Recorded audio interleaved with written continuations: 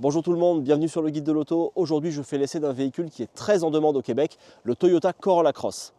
Ce qu'il faut savoir, c'est que pour 2026, Toyota a décidé de revoir légèrement son Corolla Cross. Comme vous pouvez voir à côté de moi, il n'y a pas des changements drastiques par rapport au modèle sortant. Il y a quand même la partie avant qui a légèrement été revue, la calandre ici qui est différente, les jantes avec un design différent de 18 pouces pour ce qui est du diamètre. Et il y a aussi de nouvelles couleurs, le bleu cavalerie avec un toit noir contrastant qui est aussi disponible. C'est d'ailleurs la livrée que nous a donné Toyota pour cet essai, pour cette semaine. Pour ce qui est du reste, le véhicule est sensiblement identique. Du côté des motorisations, ça n'évolue pas. Il y a toujours un modèle à essence et un modèle hybride. Sous le capot du Corolla Cross, Toyota a retenu deux motorisations différentes, soit un moteur à essence, soit une motorisation hybride. Le modèle hybride, c'est celui qu'on conduit aujourd'hui. C'est un 4 cylindres atmosphérique de 2 litres, jumelé à deux moteurs électriques et une boîte CVT. Le tout développe 196 chevaux, mais un couple qui n'est pas communiqué. Et pour vous donner une idée, le modèle à essence, au lieu des 196 chevaux, développe seulement 169 chevaux. Donc côté puissance, avantage à l'hybride. Pour ce qui est de l'habitacle, rien de révolutionnaire entre un 2025 et un 2026. Quelques ajustements cosmétiques ici et là. Et pour ce qui est de l'écran, juste je le signale parce que ça fait partie des critères d'achat pour certains acheteurs. En fait, la diagonale peut varier de 8 à 10,5 pouces selon le modèle retenu. Nous ici, on a le modèle de 10,5 pouces. Toyota a gardé pas mal de commandes physiques. Les commandes ici autour du volant et sur le volant sont assez intuitives. Ça ressemble beaucoup aux autres véhicules de Toyota. On n'est pas perdu et c'est facile à actionner.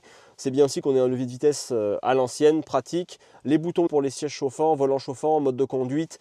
Là encore, on peut les manipuler sans quitter la route des yeux, ça c'est vraiment une bonne chose. Pour ce qui est des boutons ici, c'est bien que Toyota ait gardé des vraies commandes physiques. Par contre, ils sont un petit peu petits et le revêtement en fait noir piano est très brillant. Ce qui fait que quand le soleil tape dessus, on ne voit pas exactement ce qu'on actionne comme commande. Et comme tous les boutons sont pas mal identiques, c'est un peu dur de s'y retrouver de temps en temps. J'imagine que quand c'est notre propre véhicule, on finit vraiment par s'y faire. Mais ça aurait été mieux d'avoir peut-être des boutons un peu différenciés puis un petit peu plus gros. Pour ce qui est du volume, ça aurait été peut-être mieux aussi d'avoir une commande rotative à la place des boutons sur lesquels il faut appuyer. Encore là, rien de grave, mais c'est juste qu'on aurait préféré ça. Et pour ce qui est de l'infodivertissement, un peu comme d'habitude chez Toyota, on le trouve quand même un petit peu daté. Les graphismes ne sont pas vraiment magnifiques. Si vous y accordez aucune importance, tant mieux.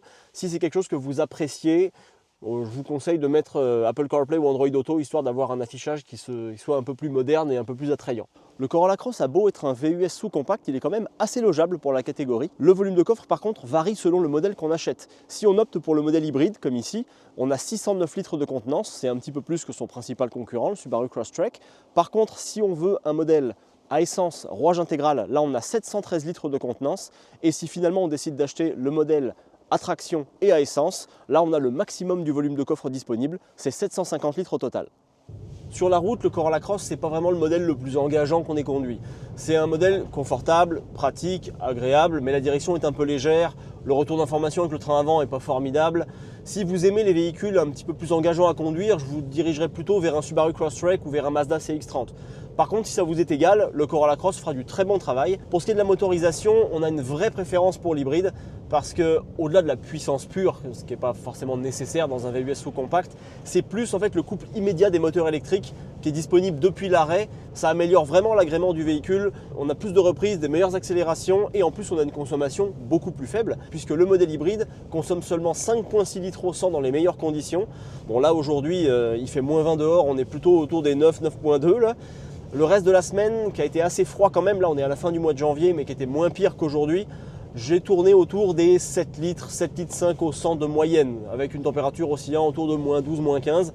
Donc forcément c'est plus, hein, c'est un petit peu plus gourmand qu'en été et dans les meilleures conditions. Mais en tout cas sachez qu'en dépit de tout ça, le modèle hybride nous semble plus pertinent, ne serait-ce que pour sa consommation de carburant plus faible. Surtout si vous roulez en ville, ça risque de faire une très grosse différence. Voilà ce qu'on pouvait vous dire pour notre essai routier du Toyota Corolla Cross Hybride 2026. Un dernier mot sur les tarifs pour terminer. Sachez qu'il y a deux versions du Corolla Cross qui existent dans la gamme, soit le SE All-Wheel Drive, soit le XSE All-Wheel Drive, celui qu'on a conduit aujourd'hui.